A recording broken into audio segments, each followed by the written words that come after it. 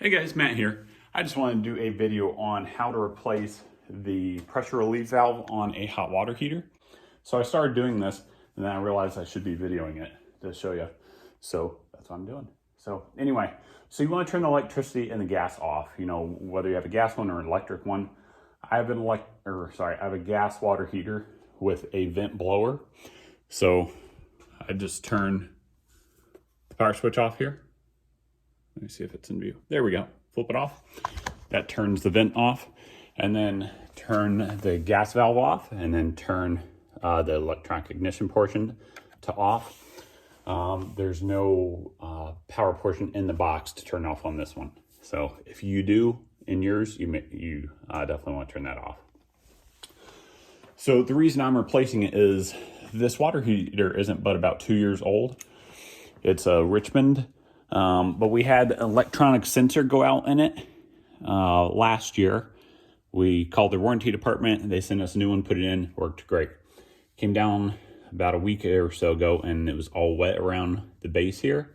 I stuck a piece of PVC tubing just to keep the concrete dry from the base of the overflow tube to the floor drain, and wiggled this valve a few times, open it up, open, close it. Sometimes they can form some calcification on the actual, I call it piston in there, that keeps it open if it has to open for some reason. It seemed like that worked for a couple days and then it started leaking even more. So need to replace this. So I called the Richmond. They sent me a new one for free. So they have great customer service. We've had a few issues with this water heater, but great customer service so far. So no problems there. So we'll replace this. So I turned off the gas, turned off electric. I opened this until nothing else was draining.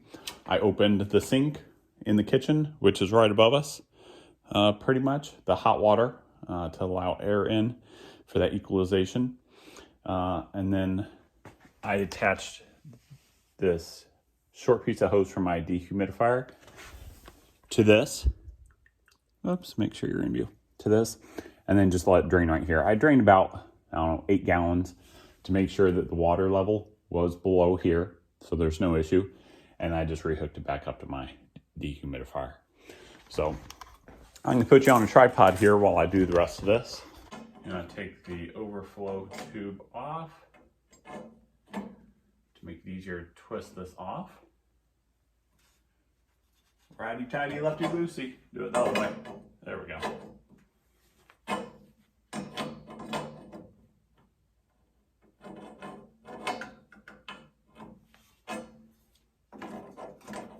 All right, and be careful if you haven't given this a while to sit after you shut the water off and all that, because these pieces can be really hot.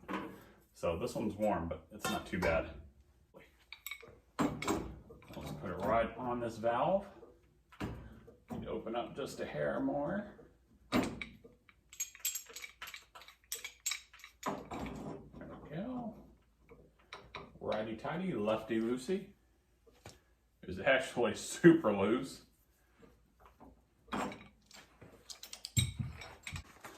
So we got our new piece here.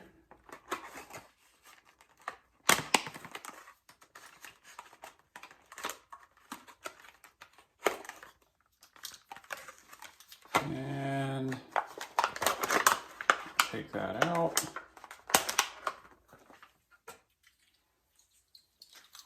And we'll get some pipe tape on here.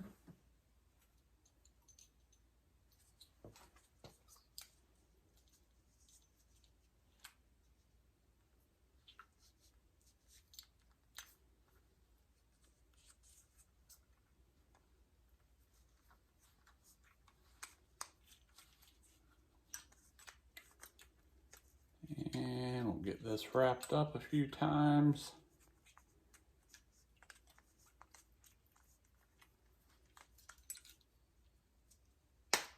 There we go.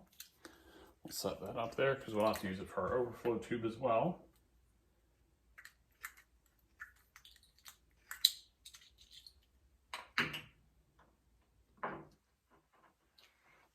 this back in there just how it came out. And you want to snug it up. And same thing, righty-tighty, lefty-loosey. I'm going to snug this up a little bit. There we go.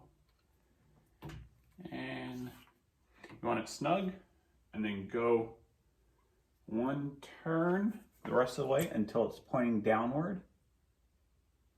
That way your overflow pipe will be pointing towards the floor, not the ceiling. We still got some tape on this, but I'm going to put a little bit more just to make sure everything is good. Go wrap again. And if it's really rusted or old or mineralized, anything like that, you want to take the old tape off, scrape it with a wire brush, but this didn't have any of that on it, so it's not a big deal. So put that on there, I'll put this right back on the bottom. And we'll snug it up hand tight, and then we'll use a wrench to snug it up tight. Now, you know, these fittings are copper and brass, you know, so you don't need to manhandle it to get it tight, but you do want it good and snug.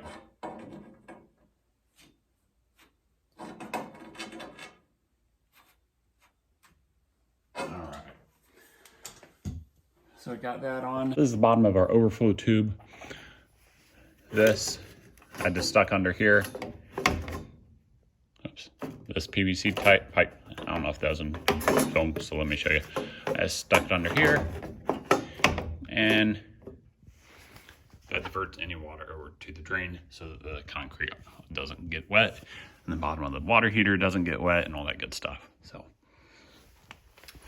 So let's turn the water back on, and we still have our hot water faucet in the kitchen on upstairs.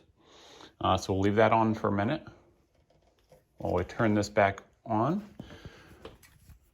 This is our cold supply, so it'll start filling back up what we drained. Now, if we were up here, we would have heard a lot of air coming through that, most likely, which is the reason for opening it up, to let that excess air out. So we can restart this. So we'll flip our electric back on.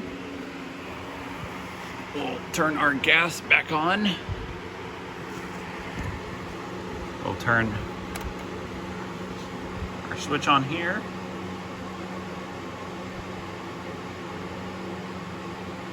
And that will get the hot water heater going.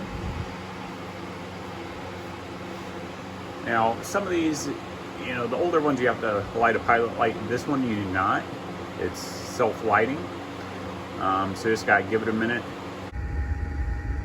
All right, guys, so it took a couple minutes for it to kick on. So it has a self-igniting pilot light. If you peek through there, you can see the burner going. Adjust it to whatever temperature you want, and it will kick on, kick off as needed. And we are back in business. So we'll put our cover back on here.